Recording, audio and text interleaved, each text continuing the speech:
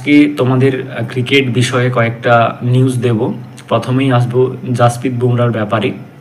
তোমরা নিশ্চয়ই জানো যে অস্ট্রেলিয়ার সঙ্গে যখন বর্ডার গাভাস্কার ট্রফি হতেছিল তখন তিনি কিন্তু চোট পান, তাই তার দলে থাকাটা অনেকটা নির্ভর করবে তার চোটের ওপর। ইতিমধ্যে যেটা খবর এসেছে, আজকে কিন্তু ব্যাঙ্গালোরে জাসপ্রীত বুমরার ইতিমধ্যে স্ক্যান হয়ে গিয়েছে এবং সেই স্ক্যানকে বিশ্লেষণ করছেন একজন নিউজিল্যান্ডের ডাক্তার।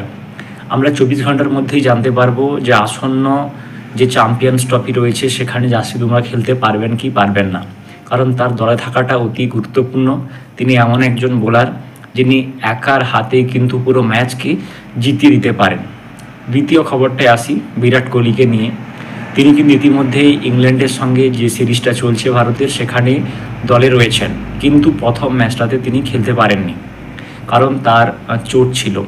এবার দ্বিতীয় ম্যাচটিতে তিনি খেলবেন কিনা সে বিষয়ে কিন্তু ভারতের যে সহ অধিনায়ক শুভমান গিল তিনি কিন্তু জানিয়ে দিয়েছেন যে তিনি সুস্থ হয়ে গিয়েছেন ইতিমধ্যে, তার যে গোড়ালির যে চোটটা ছিল।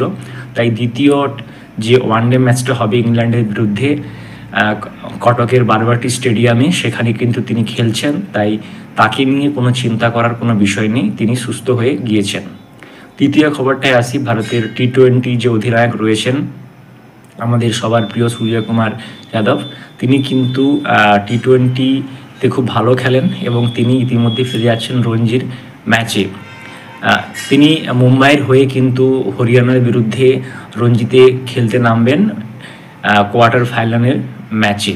এবং শেষ যে খবরটা বলবো, ইতিমধ্যে তোমরা জানো পাকিস্তানের চ্যাম্পিয়ন্স ট্রফি হচ্ছে, সেখানে কিন্তু ইতিমধ্যেই স্টেডিয়াম তৈরির কাজ শেষ পেয়ে গিয়েছে এবং সেখানে লাহোরের যে গাদ্দাফি স্টেডিয়াম সেটি ইতিমধ্যেই প্রস্তুত হয়ে গিয়েছে এবং সেটার কিন্তু উদ্বোধনও হয়ে গিয়েছে।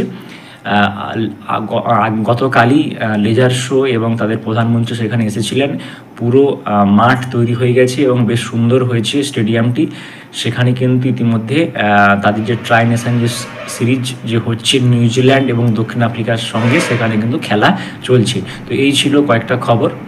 Good bye.